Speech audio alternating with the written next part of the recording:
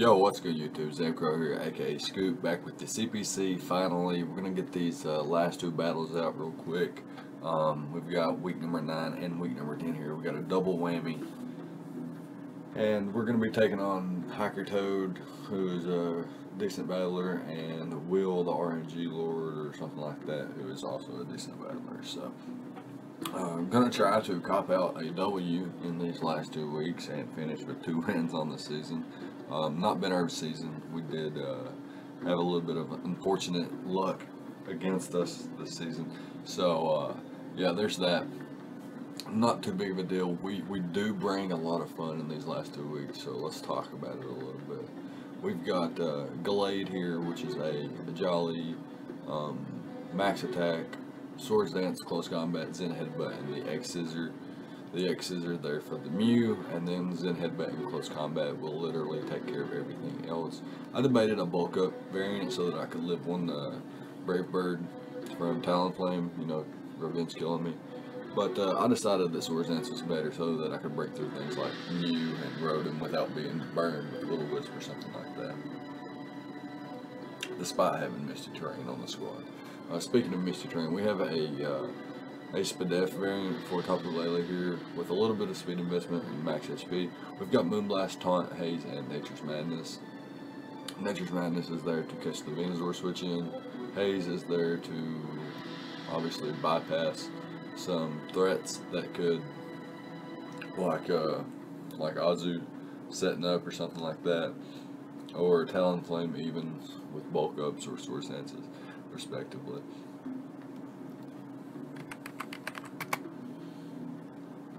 Next up we have Bronzong, which is a mental herb variant, so that something like Hydreigon or Talonflame can't actually taunt us and prevent our stealth rocks. We are heat proof as well, so that we can take Fire Blast from Hydra and Talonflame's Flare Blitz, maybe a Hidden Power Fire or a Flamethrower from Mega Venusaur and Mew respectively. We've got Gyro Ball, Earthquake, and Explosion. Explosion there just for a nice big boom versus anything really, nothing too specific there.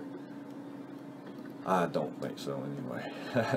So yeah, next up we've got Thunderous Therian, which is a Charty Berry variant, so that we can live,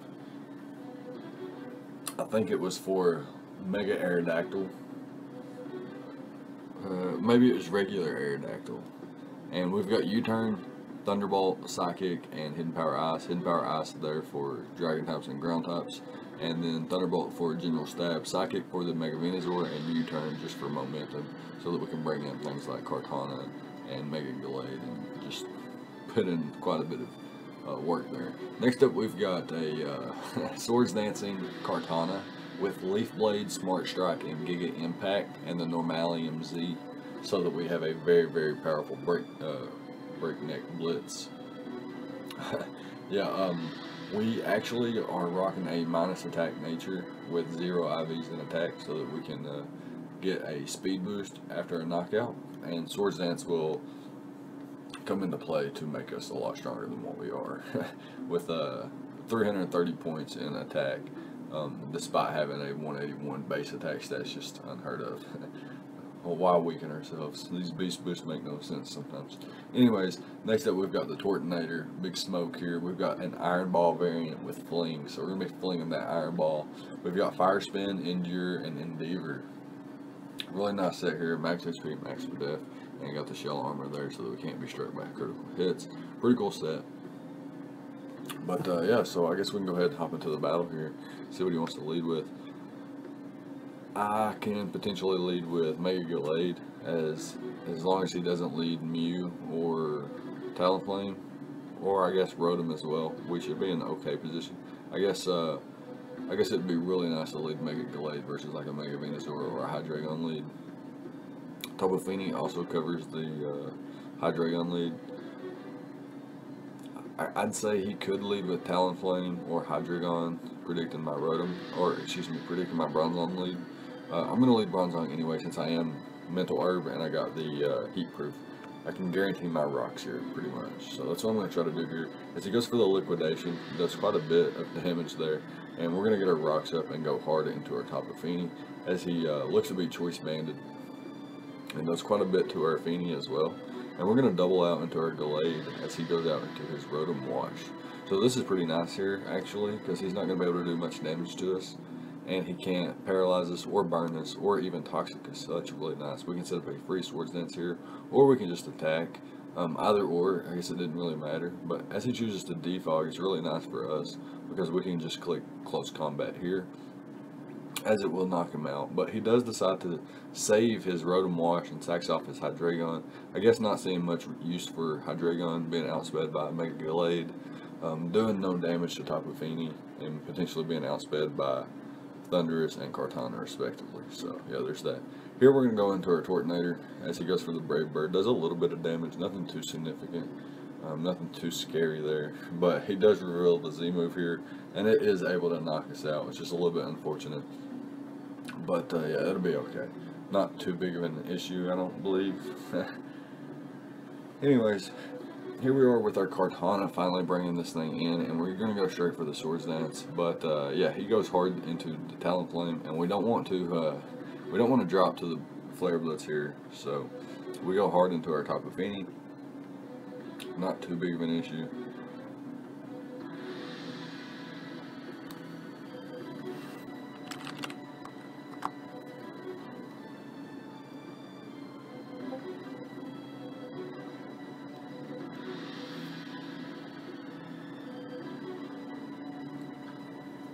And yeah, so finally he's able to take out my Bronzong with Rotom Wash, Hydro Pump there, and we bring in Kartana as he goes hard into his Talonflame once again, and he's able to eat up our Leaf Blade there. But we're gonna go for the Breakneck Blitz here, able to knock him out there with the Giga Impact Z move there. Pretty nice. Wanted it for Venusaur, but it's okay.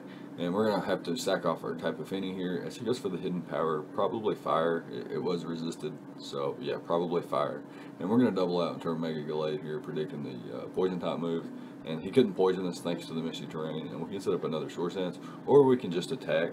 And we do decide to just Zen Headbutt in case he wanted to attack again. And since he can't actually Will-O-Wisp us, we're just going to go for the 2-hit KO there with the X-Scissor. And he goes for Foul Play and switches out to his Azu on the following turn.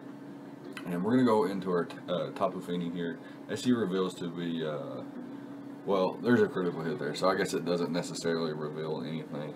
And we're going to go for the Swords Dance here as that play rough actually reveals that he looks to be Choice Banded like the Liquidation damage revealed earlier. Anyways, we're able to get a Speed Boost and a Swords Dance up here, but we don't have our Breakneck Blitz anymore. Maybe the Giga Impact could have taken him out there, but it wouldn't have mattered anyway unless we can get our this Azu beat down. As he goes for the Aqua Jet, Revenge kills our Mega Gallade, and now we've got a Thunderous Therian in as we're going to go for the Thunderbolt, knock out the Azu, and now he's got the Rotom Wash in, and I don't think we can knock him out from this range as he goes for the Hydro Pump, and he's actually able to knock us out. So that's going to be a good game to Hiker Toad, and we can move on to our second battle. Right, so in game 2, which is our Week 10 battle, our final battle of the regular season, and playoffs are 100% out of the question. We have lost every game so far of the season. Very, very unfortunate. But yeah, maybe we can cap off with a win here and prevent us from making history as the only team in Blackmont Raikougar history to go winless. Yeah, we don't want that to happen, and this was actually a pretty fun squad, really good squad to build with, so to go winless with this would be terrible. So hopefully we can pick up a W here. Anyways, my opponent's chosen to bring the Hoopa Unbound, Mega Mawile, Superior Manaphy, Zygarde 50%, and the Mega Aerodactyl. No, that's regular Aerodactyl, I think. Don't quote me on that. I have no clue. Anyways, we have Mega Gallade, Alolan Muck, Licky Licky, Thunderous Therian.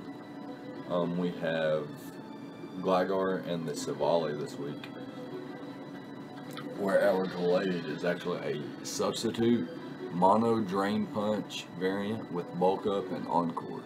So we can encore Manaphy into Tail Glow or Rain Dance. We can encore Superior into Substitute, Zygarde into Dragon Dance, Mawile into Sucker Punch or Swords Dance, Hoopa into Substitute, all kinds of cool stuff. We have the inner focus ability so we can't be flinched, and we're max speed with a Adamant Nature and max HP with 12 EVs and attack, sets us at 405 attack. So really cool set. Next up we've got Dank or Alolan Muk, max defense, max HP with the Assault Vest, and Knockoff, Pursuit, Ice Punch, and Fire Punch. Got the elemental punches there, really nice for Superior and Zygarde 50%, and the Mawile, Knockoff, and Pursuit, really nice for everything else. We've got Licky Licky, which is max defense, max HP, can take hits from Zygarde all day long. We've got the Ice Beam there to hit that thing with, and we've got Earthquake to hit the Mega Mawile with, which we can take one hit from. We are 2-hit KO'd, but we can take one hit from Mega Mawile as well. We've got the Oblivious so that Superior and Aerodactyl can't taunt us, which is really nice. Wish Protect, we can pass wishes into Alolan Muk, Gligar or Savali, really nice, or even Mega Gallade and Thundurus. Thundurus is our Choice Scarf variant with Volt Switch, Thunderbolt, Hidden Power Ice, and U-Turn. I felt like once Zygarde 50% is gone from the game, we can spam Volt Switch, but we do have U-Turn on there until that thing is gone. And we've got Thunderbolt and Hidden Power Ice as our coverage. We've got Hidden Power Ice for the Zygarde 50% and the Superior. U-Turn also hits the Superior, so that's really nice. And then Volt Switch spam in the late game once Zygarde's gone. Really, really, really cool.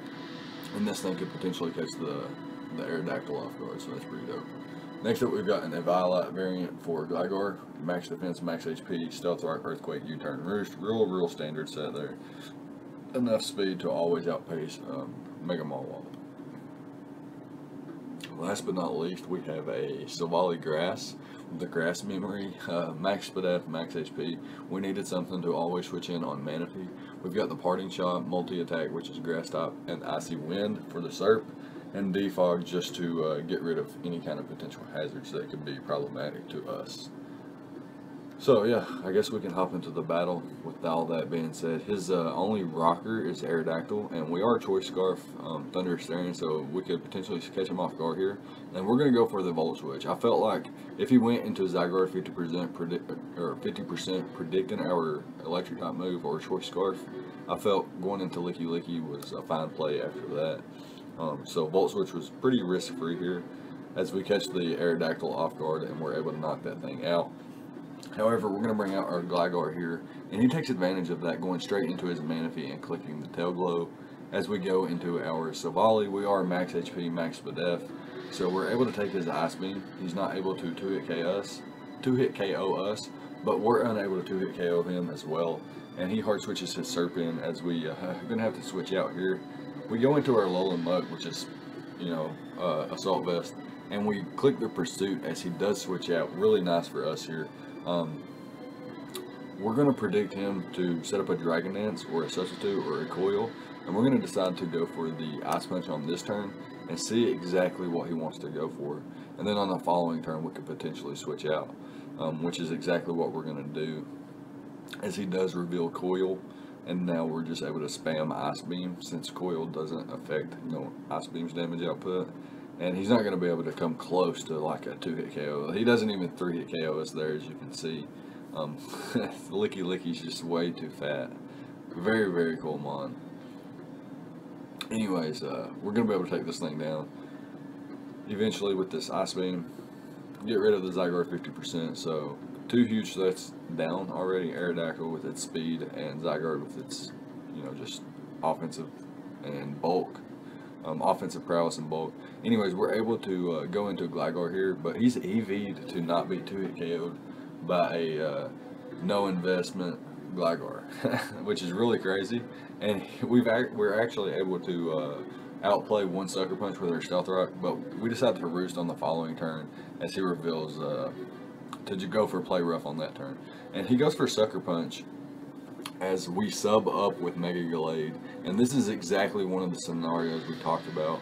We can continuously bulk up versus this Mega Mawwall, which is encored into Sucker Punch, and eventually when his encore rolls off, he would have to Sucker Punch again, which is really cool. Anyways, we're going to be able to knock out this Hoopa Unbound, which he hard switched into. Hyperspace Fury bypassing the sub, but not doing quite enough damage.